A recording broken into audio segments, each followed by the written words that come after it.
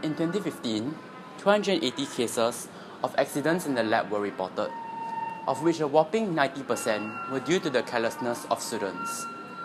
A time for good learning, science practical lessons are often not taken seriously, increasing risk of chemical burns, cuts, etc. Let us now learn about lab injuries, common chemicals, and preventive measures we can take from a few experts in this field. Hi, my name is Miss Jasmine Lee and I'm a biology teacher. What are some harmful chemicals that are common causes of injuries? Okay, for biology, I think the most harmful things that we use are not usually chemicals, but more importantly, it'll be things like our apparatus that we use. So things like your scalpels, things like mounted needles. Heating water, if there's water. Heated water can be a source of scalding and burning that could be dangerous.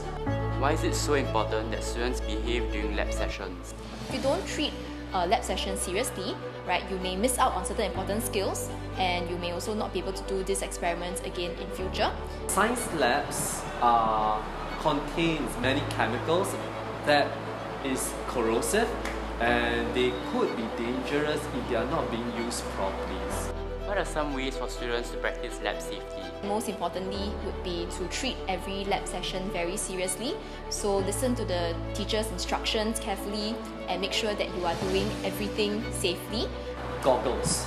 So students actually should wear safety goggles throughout the entire experiments because things such as fumes, acid splashes, or splashes of the alkali may unknowingly get into the eye.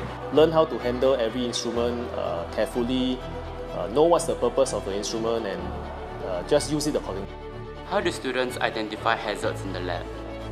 Okay, the easiest and most straightforward way to identify would be to look at the labels, the safety hazard labels on the bottles of chemicals. So anything that's out of the ordinary, if they smell something funny, if they see that even unknown transparent liquid, they cannot assume that it's water, for example, so they should just be cautious with everything that they find in the lab.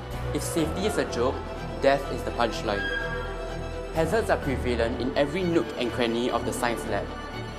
We are extremely prone to accidents, which may be as simple as a minor cut or as fatal as a third-degree burn. Safety lies in our own hands, which we are responsible for. Dangers do not just exist in the science lab. There are dangers in everywhere we go. Take time to safeguard your health and safety. Do not risk making irreversible mistakes.